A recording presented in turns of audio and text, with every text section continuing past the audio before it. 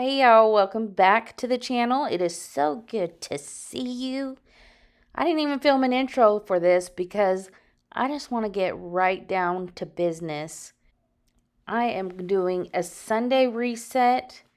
As you can see, the house is not that bad. I mean, if you've been around a while, you know this is nothing. So we're just going to make a quick tidy of everything. Here is the list for today. I love a good list. So yes, we are going to be checking things off. It's going to be glorious. The plan for today is to just reset the downstairs. Reset this laundry room, the entryway, our two downstairs bathrooms, the master bedroom, the living room, dining room, kitchen, blah, blah, blah, blah, blah. And spoiler alert, we don't get to it all. Yes. You know, checklists are good as long as you don't let that perfectionism get in the way if you don't complete it all. This year has been really eye-opening about my struggle with perfectionism, because before this year, I would say, no, I'm not a perfectionist. I'm okay with falling short. But the more that adjective came up in videos I was watching, I was just drawn to researching it, and it's explained a lot. It explained a lot of the behaviors I had specifically around cleaning my house. It also explained a lot of why I struggle with weight loss plans and that sort of thing. Here's what goodtherapy.org says signs that you might be a perfectionist. Number 1, you might not be able to perform a task unless you know that you can do it perfectly. You may look at the end product as the most important part of any undertaking instead of focusing on the process of learning or completing smaller tasks to reach that end goal. You don't see a task as finished until the result is perfect to your standards. You procrastinate. That goes back to not being able to begin a task until you know you can do it perfectly. And lastly, you might take an excessive amount of time to complete a task that does not typically take others as long to complete. So y'all let me know if any of that resonates with you. I'd say 4 out of 5 resonate with me. The Fly Lady was one that really helped me break away from that. So if you struggle with that, I highly, highly recommend looking into the Fly Lady. And now that I'm feeling better, I think I might be giving her system a try again. I know some of you have found me from doing Fly Lady videos in the past, and I do keep up with some of the routines that she has, like her morning routine specifically. I love that. But I never really could get into zone cleaning or the home blessings or anything like that because my house was always so overwhelming, and working on tasks for 15 minutes was a real struggle with me, probably because of the perfectionism. Not able to just work on something for 15 minutes because I wasn't going to be able to finish in 15 minutes. But I also struggle with chronic inflammation and fatigue, and I have good days and I have bad days. So it wasn't always guaranteed that I can work a little bit every day either. So that's sort of how I adopted the 1 hour better, because it worked for me. On my good days, I could easily put in an hour of cleaning and I could accomplish a lot. So anyway, I'm thinking about it. I'm thinking about giving it another go and not letting the perfectionism get in the way, and give it a good old college try doing the zone cleanings, and maybe try and do a full month of it and see what happens. Okay, so we had this with our Christmas village on it for the Christmas holidays, and before Christmas it was underneath the windows right here. Hi, Steven. But I don't think I want to move it back there. So I told Steven, I said, hey, let's put it behind the couch. You know, because I didn't like the couch being up against the wall. I'm going to show you a real life moment here. See, the couch goes up against the wall and then sticks. So we don't want that. But look at this real life moment when we move the couch. Oh dear. So this is your PSA to not move furniture.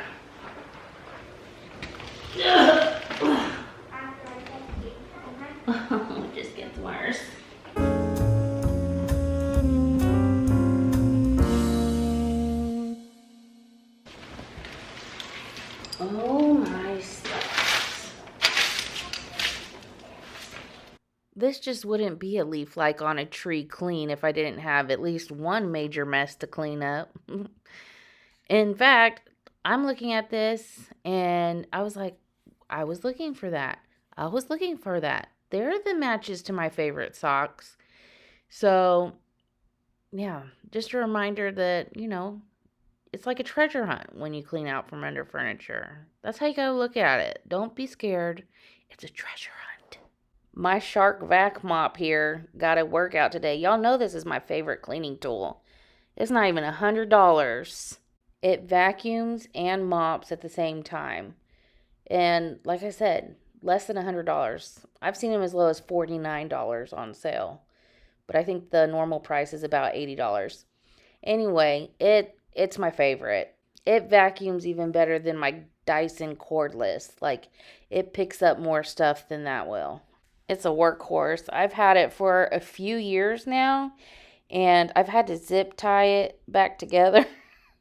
I really need to replace it, but I'm going to probably run it into the ground before I do.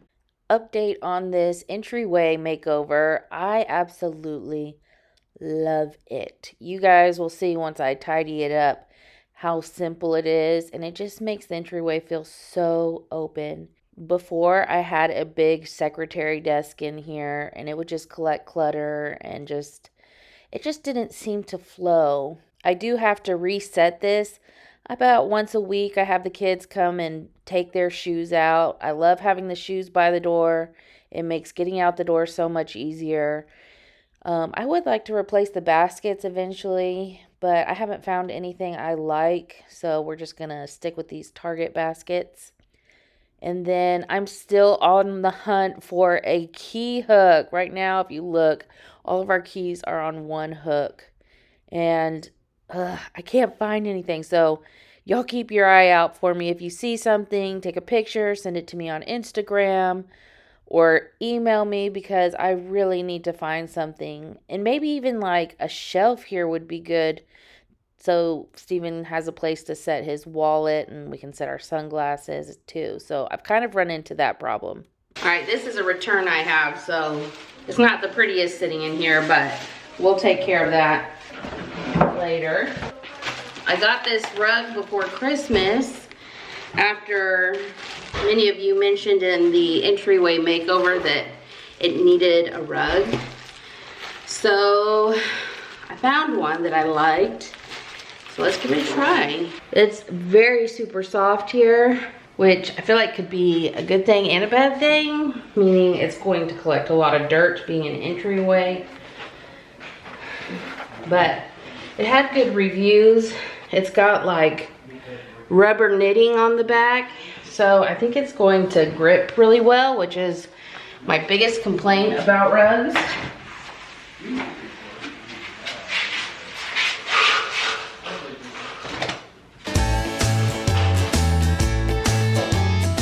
What do we think?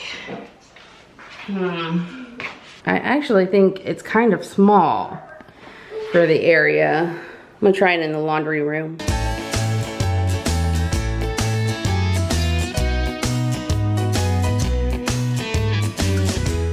All right, I feel like it works better in here just because we've got the cream and navy accent wall and the cream and navy in the rug. I don't know that I'm a rug person because that also looks really busy to me. So let me know what y'all think. Entryway, laundry room, or return. Well, it's been about a week since I filmed this, and it's still laying in the laundry room, so I guess I won't be returning it, but I still may move it about the house. All right, another room done. On to the downstairs bathroom, but first changing out that load of laundry. Gotta keep that laundry moving. Laundry is probably my most favorite chore. I don't know what it is, but I find it so relaxing. And onto the downstairs bathroom. Okay, y'all let me know if this would be tacky or not.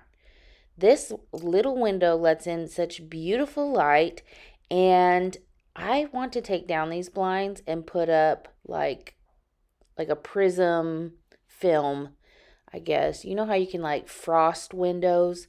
Well, they make a film that creates prisms when the light comes in, and I'm like so tempted to do that. It's actually very inexpensive on Amazon. Like, probably cost me like $8, I think is what it was when I checked on it.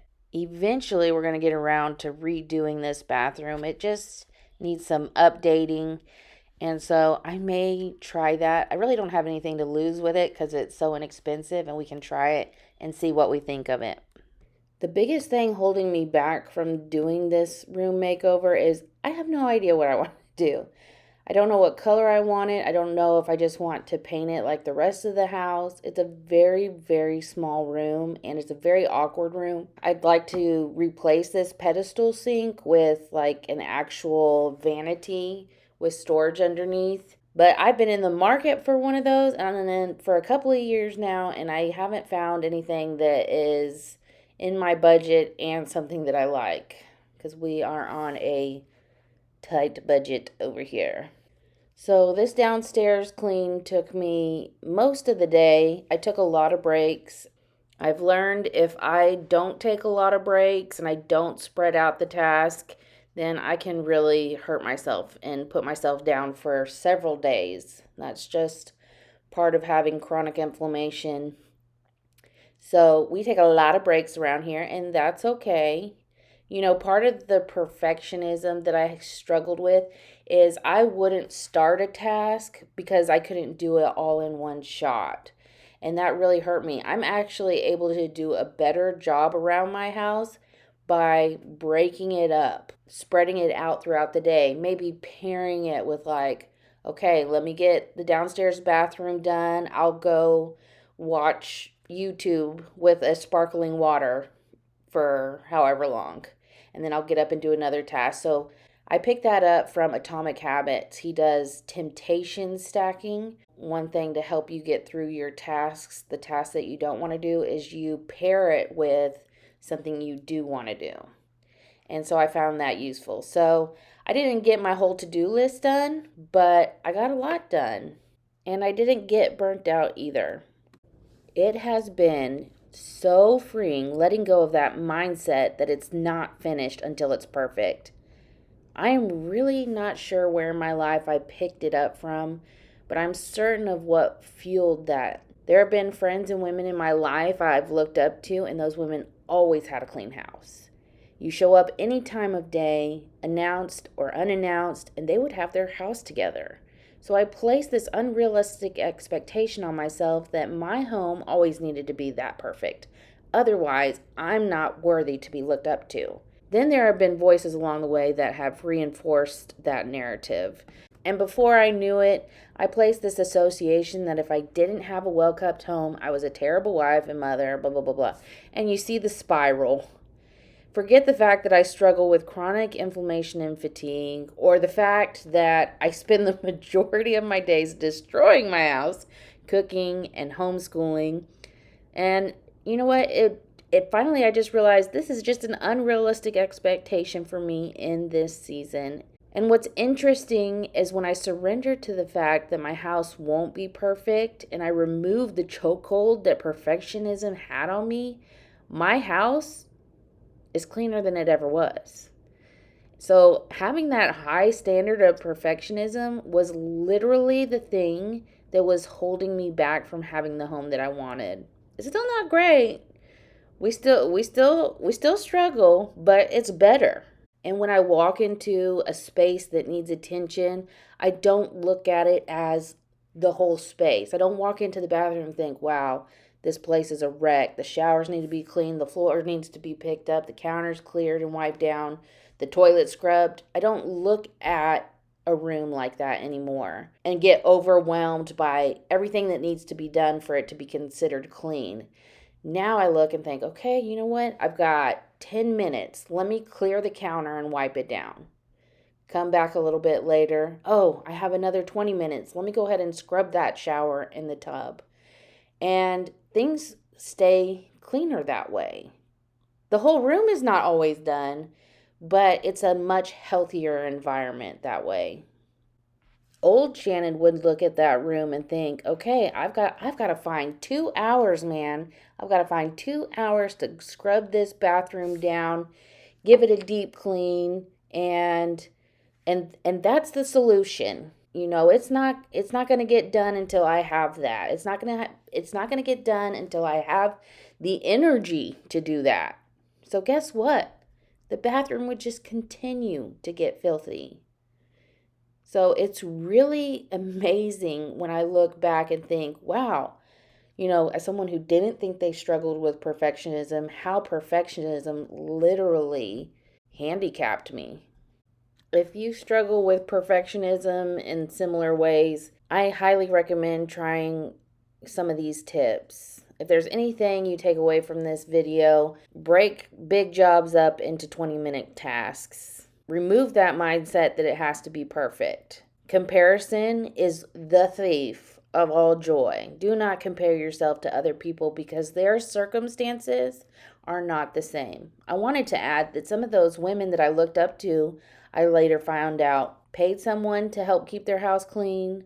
They don't have children at home. Like, you can't compare yourself. Everybody's circumstances are different. And I'll tell you, like I tell my kids, if you can answer yes to the question, I did my best, then that's all you need to worry about. Did you do your best today? Because I think that's another thing that maybe we've done in the past is we've rewarded ourselves or been rewarded maybe as a child for our results. I know for me, if I got A's, I got $2. If I got B's, I got $1. And if I got C's or less, I got $0. Okay? So your girl always got A's and B's. If you don't do well in school, if education is not something you're good at, that reward system can be actually hurtful instead of helpful. And that's why I like focusing on effort and not results, because everybody can give their best effort.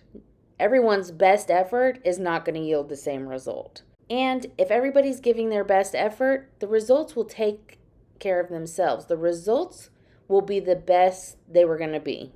You know what I mean?